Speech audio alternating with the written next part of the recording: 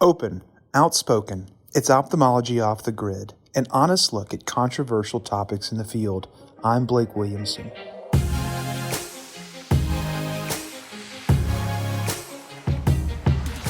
Welcome to another episode of Ophthalmology Off the Grid Survive and Thrive series.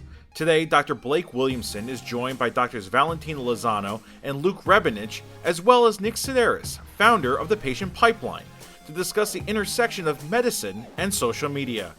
They walk through their experiences with social media and how they've used it to grow their practices, plus the different methods used for different platforms. Coming up on Off the Grid.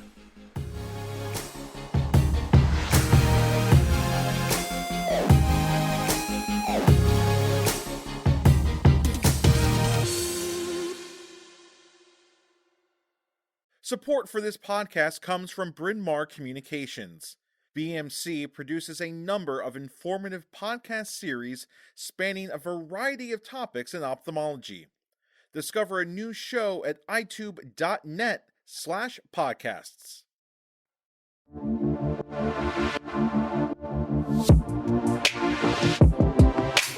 All right, welcome to another episode of Survive and Thrive. I'm your host, Dr. Blake Williamson, and I'm excited to be here with three of my friends who are going to tell us all about social media and how they're using it pre-pandemic, during the pandemic, and post-pandemic, and how we're going to sort of use social media to grow our practice, how we connect with our colleagues, and all the other uses for it. So we have a good panel, and I wanted to kind of have a diverse panel from all different parts of the country. And we even have an industry panelist as well. So Nick Sideris, who is the founder of the Patient Pipeline, is with us today. Also, Dr. Valentina Lozano from the Glaucoma Group in Los Angeles, California, and also Dr. Luke Rebenich, who is the medical director of Clearsight in Oklahoma City, Oklahoma. Welcome. I'm happy to have you guys all here. And Nick, maybe I'll start with you since you are the guru here. This is your business. So Valentina and myself and Luke, we're just regular old anterior segment surgeons, but we're all active in social media. You, on the other hand, you have a whole group, you have a whole business that's sort of dedicated to this. So maybe just tell us a little bit about your business and how you got started and that sort of thing. Thanks for having me. I'm super excited to be here. So Patient Pipeline, we've really turned into a digital marketing system to use platforms, typically social platforms, to attract new leads. And then ultimately turn those leads into new patients. So we've primarily operate on Facebook, Instagram, YouTube, and then those are kind of our direct to consumer platforms that would help our practices grow. So Patient Pipeline has been around, February was 10 years technically. Then I took a hiatus where I worked with a major medical manufacturer device company. And I was a consultant for them for 6 years, and I got to learn the business from the inside out. And I saw big practices, small, successful, non-successful, and then now implementing that in the Patient Pipeline has been really great. Nick, what do you think? You've worked with a lot of different doctors. Do you think that doctors are getting more involved with social media as time has gone on, or do you feel like it's still a little bit foreign to them, and that's kind of where you come in? And maybe what are some of the tips or what are some of the things that you see people who are successful with it doing? Well, I think you're most successful if you take ownership of it, and really dedicate yourself and your team to being consistent with it. And the funny thing is when I worked for the medical device company, I used to just harp on doctors, like, you guys got to be on social media. I don't understand why you don't do this. Now, as a business owner, and it's very hypocritical, I know, but as the social media guy, I hate doing it, because it takes so much time. But what I've seen recently, I've been a lot more active just lately on LinkedIn and Facebook and Twitter. It really pays dividends. So I think if if the conversation is, hey, we want to grow and we want to use social media as a platform, just having a dedication to a plan, and we can discuss kind of what that looks like later, but then also just involving your team so that there's more contributors to consistently put out content that people can engage with and learn from. Valentina, what do you think? Nick's business is really kind of about getting more patients, through the door, and growing your practice. But one thing that I followed on your Instagram account is like you actually have a lot of personal stuff too, which people really gravitate towards and people really dig. Talk about kind of how you started using it and why you're doing it and kind of what you get out of it. I started my account to actually show other medical students what an ophthalmologist did. So I started as my first year of residency because no one knows what ophthalmologists do. And that's how I started it. And then I realized that med students were not as interested as actually my other colleagues. So colleagues, ophthalmologists around the world really wanted me to show what I was doing. And that's how I started it. My goal was never actually to get more patient volume.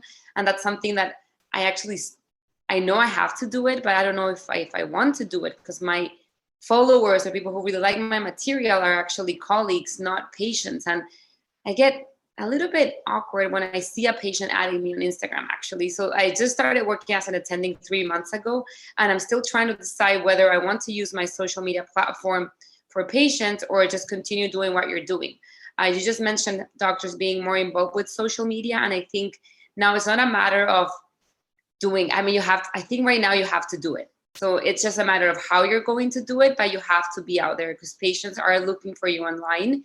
And that's kind of how I see it now. Like, even though it's not patient oriented, I am there and people can see that I like ophthalmology. I show a passion for what I do. And that's kind of what I'm gearing towards. I don't want patients following me and seeing my eye surgery and like blood, sometimes I do that on purpose so they don't follow me. So, and you were doing it during training too, like during residency and stuff. So was your program like super supportive of that, or did they even know you were doing it, or, talk about that. I always remained quiet. I was very embarrassed at the beginning. And I remember my colleagues, my co-residents kind of making fun of me because I would ask them to take a picture of like me with the visual field or me doing surgery or smiling. So I always kept it on the low side. I never put it on my CV for residency. And then fellowship, I guess, my mentor was very active in social media. So we would always do things together. And that was exciting because he was taking pictures and I was taking pictures, and that was very helpful. That's cool. Yeah, I love following all the Ike stuff. That's awesome. So Luke, what about you, man? Because, I feel like, your social media is similar to Williamson LASIK in the sense that, we're doing more, showing patient outcomes. We have the happy patients who are getting rid of their glasses after LASIK. If we do athletes or local celebrities, they're on there doing little, testimonials for us and stuff like that.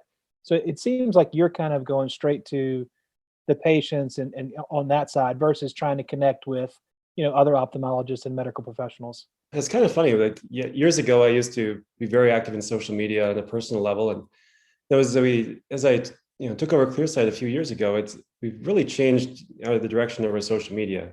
Our primary goal is to have them know, like, and trust us before they even come through the doors. And so we've all heard of Simon Sinek's start with why.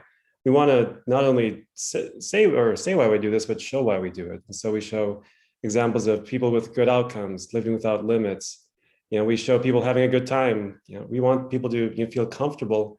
And when it is time for them to have LASIK or cataract surgery or some sort of vision correction, we want them to think of us as that fun place that's serious about good outcomes, good technology, and at the same time we care about what we do. And so it's fun, but it kind of has a serious side at the same time. So, if you're not doing social media, you're losing a lot of people out there.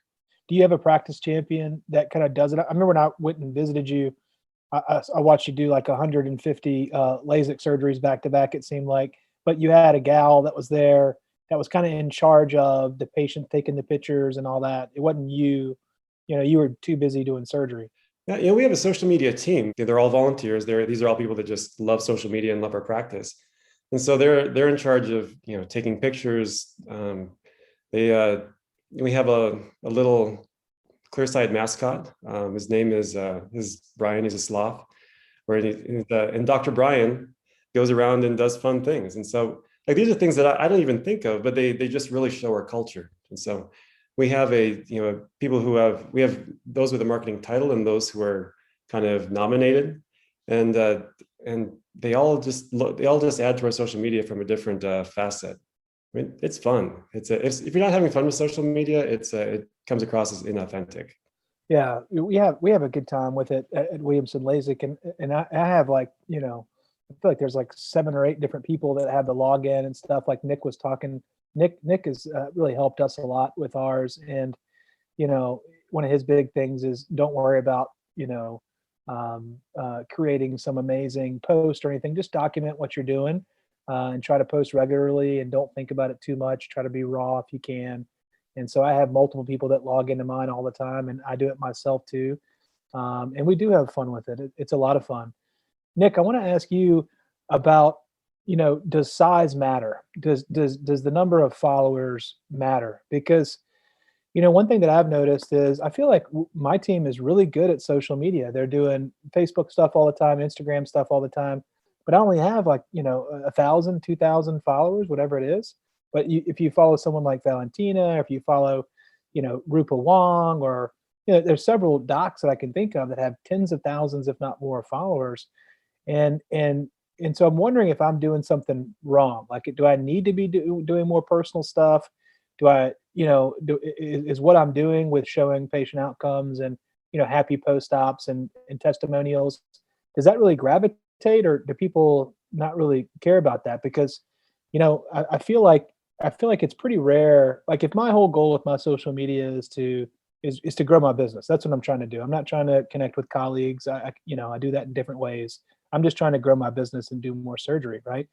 But I feel like, patients aren't really coming in saying, "Hey, I saw you on Instagram." They're still saying, "Hey, I heard your radio ad. Or I saw you on TV. You did," in word of mouth, really. "You did my mom's eye, or you did my brother's eye."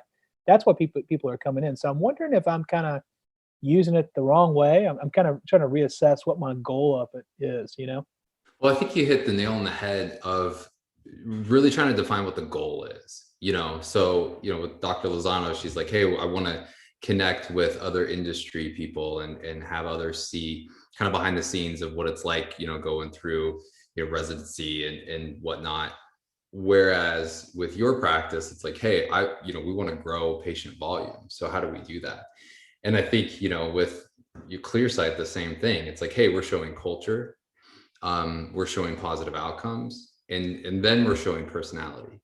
Where I do think, if you threw off the gloves and decided, "Hey, I'm going to kind of no holds bar, show everything behind the scenes of what it's like to, to peek inside of my world," then you're almost acting as though an influencer. Because I think, Dr. Lozano, you have like 13,000 followers or something ridiculous, which, congratulations, that's amazing. But I think part of that is because people are interested in doing business with other people.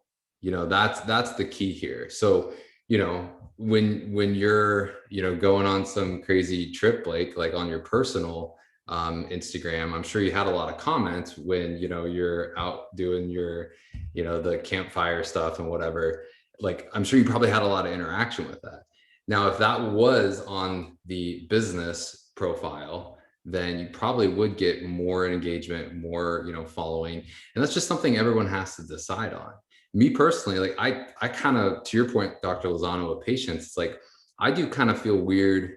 I have 3 little kids, I don't necessarily want strangers connecting with me that I've never met before, because I'm posting, pictures of my children. So you just kind of have to clearly define your goals.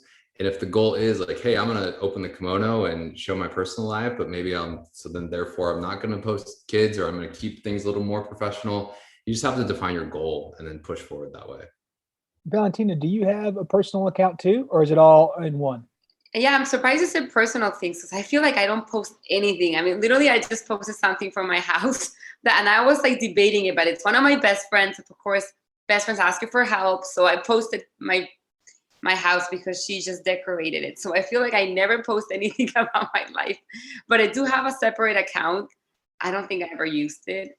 I mean, if you know, I don't show my partner. I barely show my family. I also feel awkward, and I try to keep my personal life very separate from my professional life. But I do want to add to this. I mean, you said, what's your goal? Of course, my goal right now wasn't to build my business. Now that I'm getting not that many patients, I've been thinking about it that maybe I should, So, I want to do what you're doing, and you want to do what I'm doing. We're going to switch.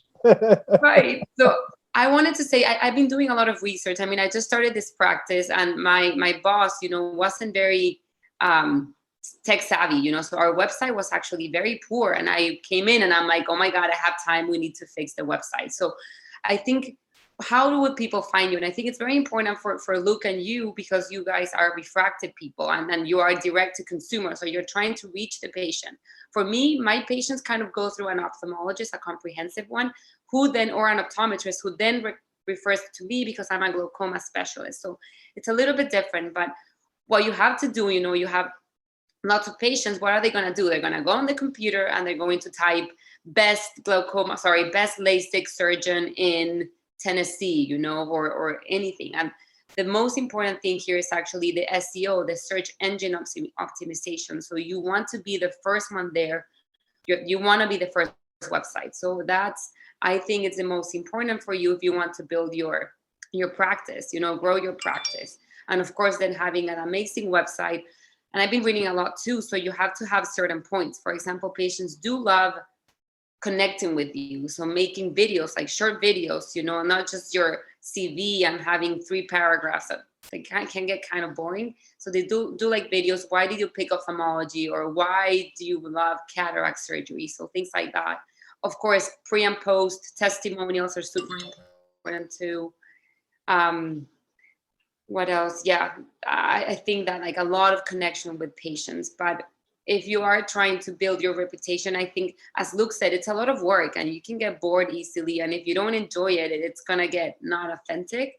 So I do think having help, if you're not good at it or you're just busy, having help on your website first, and then you can proceed with Facebook and Instagram. So for example, in my practice, they want to start an Instagram, they want to start a Facebook, and I'm like, I'm not helping. Like this is like blogs, this is like so much to do, and I don't know if I want to do that. I'd rather have a nice website, a nice video, and start like that first. Yeah, that's why you got to hire Nick. Nick can come in and do it for y'all. So Luke, one thing that she talked about was kind of changing the sort of the mindset about social, from the website on up, all the whole digital sort of experience for the practice. Did you have to do that when you kind of bought out Clearsight? Did you have to kind of, were they doing social media or anything like that? Did you get any pushback, or what was your experience with that? Like they were doing a lot of things right, and I want to echo exactly what Valentina was saying. You got to do it right, and it's very easy to do social media wrong or to have a bad website. Even people who are boomers and beyond, they're Googling just like anybody else. They want to find the best cataract surgeon, and so yeah, SEO is very important. And what Clearsight was doing well was a traditional media. They had that locked in. They had done TV, they had radio, and they figured out how to do that well. But again, that was 5-7 years ago, and it's a different world. But a lot of those concepts translate to social media, one of which is whatever medium you're going to be using, make sure you own that. It does you absolutely no good to have a Facebook, Instagram, Snapchat, all this, and not really do any of them justice. It's more important to go to Facebook, own that, make sure that you are getting to people a repetition of about 3 times a week to make sure that you maintain that top of mind awareness. And once you own Facebook, then you go to Instagram or go to Snapchat or TikTok. And by doing that, we've now been able to, of course, do Google SEO, but now we have Facebook, Instagram. We've also done YouTube videos, which have helped promote our brand. And most recently, even geofencing. So now that those people who are in the market for eyeglasses, for example, we're able to find those people who are walking into stores and target them appropriately, saying, "Hey, have you ever thought about getting your eyes done, or thought about LASIK? Well, hey, we're cool, fun people here over at Clearsight. you should definitely get those glasses, but you should think about next time. What is geofencing? And like, are they following you on your phones, and that's how you can tell that they went to a glasses store? There's no such thing as privacy, right? Yeah. What is this? I'm so scared now. Unless you're Elon Musk. So what is geofencing, Nick? Basically, you could identify what practices in town. Like if there's some big optometric practices, you can draw. You can see a big map inside of your ads campaign manager. You can draw a fence around each of those, and then when someone's smartphone goes into that fence, then an ad can be served up once it's on once they browse one of the ad platforms.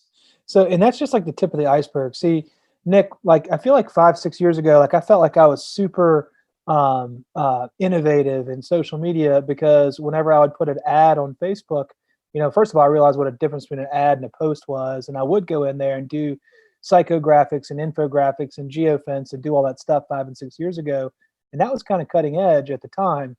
Man, the game has changed. Like 5-6 years later, the stuff that I see you doing for your clients, I mean, Facebook has gotten very, very sophisticated, right? The algorithms are changed.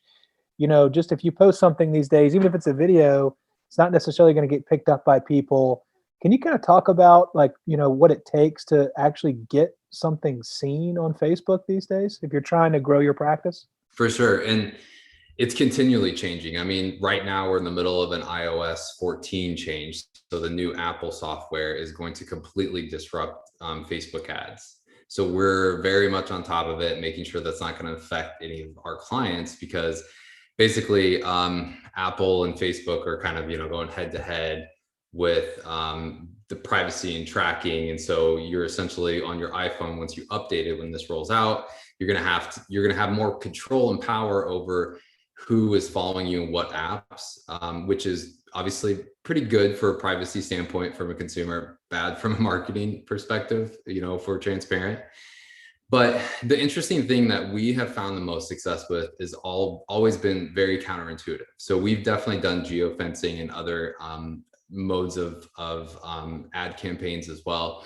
But what we found is, once we kind of hung our pride up and decided we're not smarter than Facebook, we try to feed the algorithm as much data as possible, and then let the algorithm show the ads to the right person.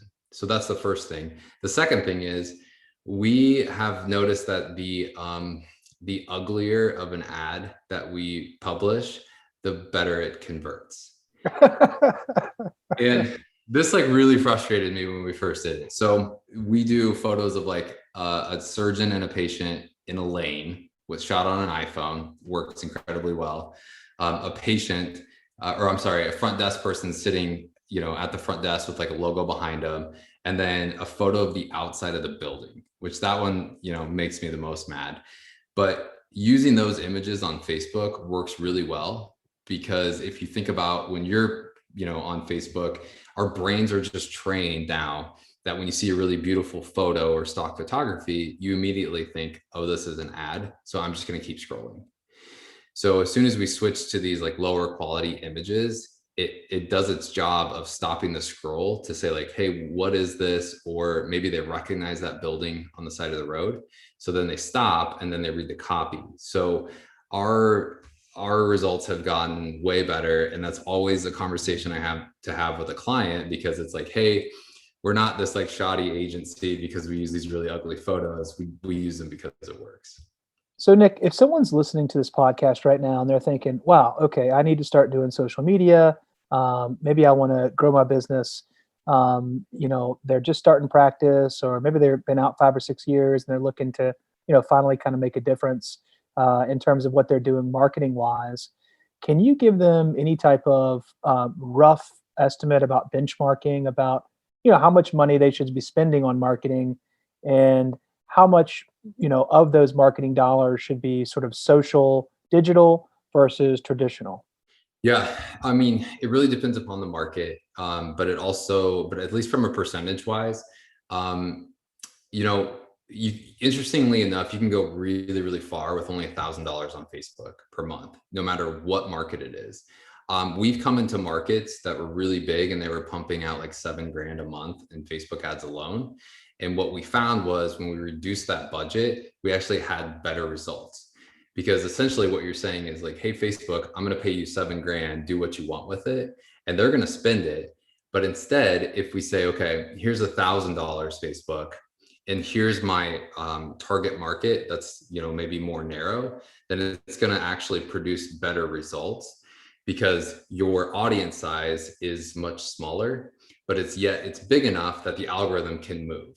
So we've had customers, they're really excited because we not only saved the money, but we got them better results. So I think from a percentage standpoint, to Valentina's point earlier, you do want to spend money on search engine optimization, which is far more expensive because it's intent-based. People are going to Google specifically searching for that procedure.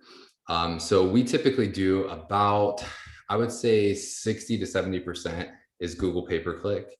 And then the rest is split between Facebook and YouTube pre-roll ads. We do a little in Instagram. Instagram is much better from a organic standpoint where you're actually creating the consistent content organically, which is technically free. You still have difficulty getting seen because of the algorithm, but from a ad performance spot, Facebook is much better because it's just a more conducive platform that people are used to clicking on something to go to something else. Where Instagram is very visual. It's like, hey, I want to look at pretty pictures. So it's a lot harder platform to actually convert ads on. Gotcha. And Valentina, I want to kind of switch gears and ask you about something that I've gotten involved with lately is Clubhouse. I don't know if have you messed with that yet? Because it's a great way, speaking of connecting with colleagues and industry people, it's a great way to connect. I don't know if you've spent any time on that platform. I have not, and I know I have to keep upgrading. And it's like you get so good at one thing, and then something else happens. So like TikTok appeared, and everyone is doing TikTok, and I'm like, no TikTok for me, no dancing. Then Clubhouse, I know I should, and of course, like the whole point of social media is actually not staying behind. So I do need to do something soon, but right now I haven't. I mean, since I just started being an attending for 3 months, I've been focusing on seeing patients and reading, but what? Tell me what it is. Like, I mean, I know what it is, but what do you think? Yeah, I think it's almost like a podcast, but it's live and it's interactive, and it's almost like being in a digital virtual conference where people can be called on stage and they can talk about whatever it is. It's just interesting because I don't know how it's going to be monetized, but in the short time that it's been out, I see all kinds of ophthalmology groups popping up, and you'll go on there and there'll be 50 or 60 people in there just chatting about God knows what eye stuff. So I think it's it's going to be pretty disruptive. I just don't know how they're going to monetize it. I don't know how they're going to create ads and stuff like that to keep it going. Luke, have you done anything with that? Have you seen Clubhouse at all? Yeah, I'm kind of with Valentina. I've jumped in.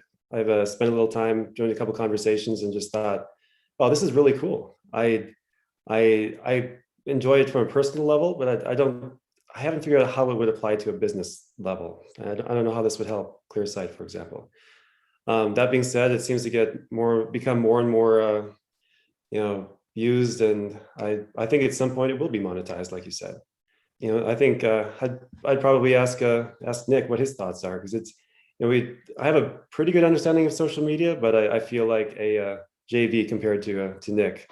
That's why we hire somebody to help us. Yeah, maybe that's a good kind of segue into like, what do you think the future is of social media in medicine? I mean, like, Nick, I feel like 6 years ago it was pretty foreign for a doctor to be on Facebook, right? Now, just 5 or 6 years later, it's kind of weird if you're not on Facebook as a professional page as a doctor, not as a personal. Instagram pages, all that's kind of the norm for, especially refractive surgeons, and cosmetic surgeons and, all that. Where do you kind of see that going? Do you think that that's just going to increase? Are there going to be other platforms that are going to take it over? Yeah, well, I think, new platforms pop up all the time. And once they actually get some traction, that's when I usually try to pay attention. So like Clubhouse, for example, TikTok as well, again, that demo skews pretty young. But the thing that I would say is when these new platforms pop up, It's really worth taking a look at if you have the bandwidth, because kind of the life cycle of a social media platform is at the beginning, it's just a supply and demand issue, where if there's not that many people producing content, then your content is going to be favored organically through the algorithms. So that's how people have exploded on TikTok, where if they're posting the same thing on a more mature platform like Instagram or Facebook, it just rarely gets seen. So if you have the bandwidth, you can dig deep in these new platforms, and that's how you can grow a huge following on it. And then those can trickle into your other platforms, and people will grow from there as well. I will say, one thing I did want to mention before, we end, is one question I get from a lot of doctors and practices is, hey, I know we need to post to social media, but I don't know what should I be posting? And that's what you kind of mentioned earlier, Blake, about, documenting. But I think also if there's more of a strategy of repurposing content. So we've been on this podcast for, 20, 30 minutes. What if this was your practice podcast and maybe you're interviewing optometrists or you're interviewing patients, and maybe the podcast is about, changing lives in Baton Rouge. And so you're interviewing these patients, get the proper waivers and whatnot. And then a 20-minute interview can then be cut up into smaller segments where maybe there's like a 2-minute or a minute and a half little piece that was really good. And then you drip that on your social media. You post the entire thing on your YouTube channel, and then you extract the audio, and now that's your podcast. You can make still images of the quotes. So basically you could take one 20-minute piece of content, chop it up into, 50, 60 pieces of content that you can drip out slowly. Yeah, that's a really great recommendation, and something that probably a lot of us don't really think about. If you can get video like that, you can move it 1,000 different ways. That's awesome. Valentina, what do you think about that? You do that as well?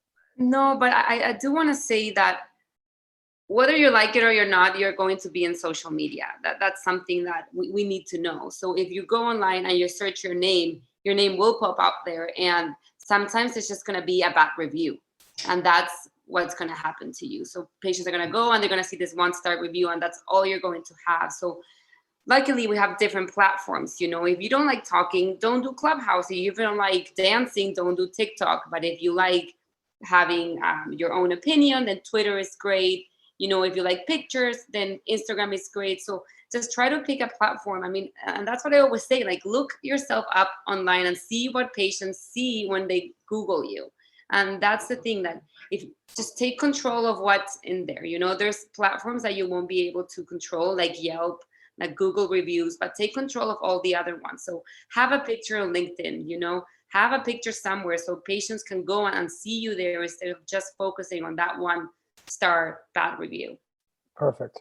And I think that's where we'll end it. I love that thought. And I really appreciate the conversation. I think that people who listen to this podcast are definitely going to pick up a few pearls to take with them and hopefully grow their social media presence for whatever it is they're trying to accomplish with it.